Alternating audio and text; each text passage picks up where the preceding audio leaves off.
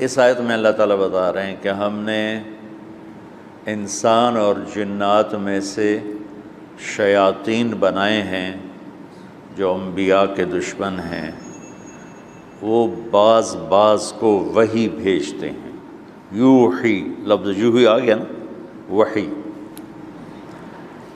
اس وحی کی دو صفتیں ہیں، ایک وہ جھوٹ ہے، دھوکہ ہے، فراڈ ہے، فریب ہے، اس کی حقیقت اللہ نے بتائی۔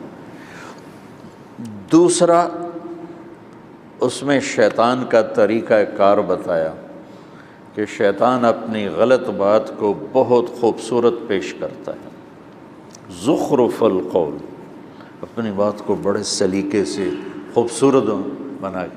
دیکھو آج دین حق سے لوگ بھاگے ہوئے ہیں، معذرت کے ساتھ، کہ جو اہل منبر ہیں انہوں نے دین کو اتنے برے طریقے سے پیش کیا ہے کہ لوگ خریدار بننے کی بجائے الٹا بھاگ متنفر ہو گئے،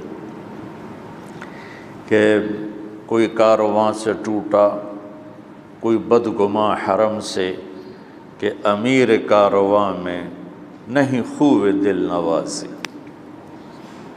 اللہ تعالیٰ اقبال کی خبر روشن کرے، اس نے سارے خطیبوں کا آپریشن کر کے دے دی۔ کوئی کارواں سے ٹوٹا، کوئی بدگماں حرم سے، کہ امیر کارواں میں نہیں خوب دل نوازی۔ جو دین کو پیش کرنے والے تھے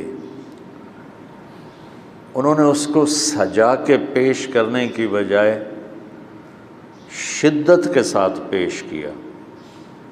تو لوگ، چونکہ میں اس دور سے گزرا ہوا ہوں، میری کالج لائف، ہم جمعہ ہی پڑھتے تھے، کبھی وہ بھی نہیں پڑھتے تھے، تو ہم جمعے کی نماز کے لیے جاتے تھے جب مولانا صاحب کی تقریر کے ختم ہونے میں 1 منٹ باقی ہوتا تھا، کہ ہم کوشش کرتے تھے کہ ہم مسجد میں داخل ہوں تو مولانا صاحب کہیں کہ اب آپ سنتیں ادا فرمائیں، کیونکہ ہم سے سنا ہی نہیں جاتا تھا۔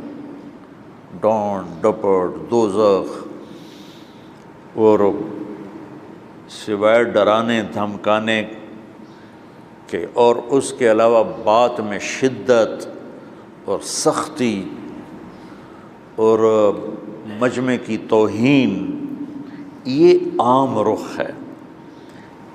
5 انگلیاں برابر نہیں ہیں، محبت سے بات کرنے والے بھی موجود رہے ہر دور میں، لیکن آٹے میں نمک کی طرح۔ ہر مکتب فکر نے ایک تو اسلام کی دعوت دینے کی بجائے اپنے مکتب کی دعوت دی، تو لہٰذا امت گروہوں میں، فرقوں میں تقسیم ہوتی چلی گئی۔ تو شیطان کو اللہ تعالیٰ بتا رہا ہے کہ یہ سلیقہ ہے کہ وہ اپنی بات کو بہت خوبصورت کر کے پیش کرتے، لوگ خریدار بن جاتے۔ اصلی پھول بیچنے والے فارغ بیٹھے ہیں اور نقلی کاغذی پھولوں والے دکان اپنی چلا رہے ہیں۔ زخرف القول غرورا، وحی۔ مولانا الیاس صاحب پہلی ہستی ہیں جنہوں نے دین کو نرمی سے دین پیش کیا۔ انہوں نے اپنے مسلک مذہب کو نہیں پیش کیا، دین پیش کیا، اور محبت اور نرمی سے پیش کیا، اور آگے نصیحت بھی اسی کی۔ تو 6 بر اعظم میں دعوت کی بات پہنچ گئی، اور تلمبے جیسے ایک دور دراز جگہ کے نامعلوم سے قصبے میں آپ جو تشریف فرما ہیں، اس کے پیچھے جو سبب ہے وہ مولانا الیاس صاحب رحمۃ اللہ علیہ۔ اللہ کی طرف سے ان کو یہ چیز القاء ہوئی۔ اگر وہ رواجی طریقے پر چلتے تو یا مدرسہ بناتے یا خانقاہ بناتے یا کوئی تصنیف و تالیف کا کام کرتے۔ اللہ نے اس سے ہٹا کر ان کو دعوت پہ لگایا اور اس کا نتیجہ آپ کے سامنے ہے۔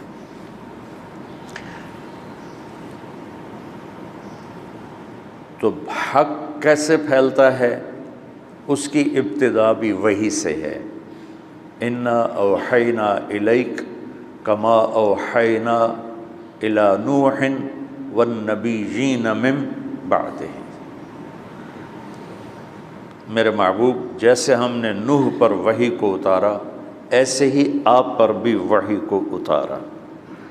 تو حق ہو یا باطل ہو، ابتدا دونوں کی وحی سے ہو رہی ہے۔ باطل کی وحی جھوٹی ہے، پیش کرنے والے بڑے زبردست خطیب ہیں، وہ بڑے خوبصورت انداز میں پیش کرتے ہیں، لوگ جھوٹ کے خریدار بن کے۔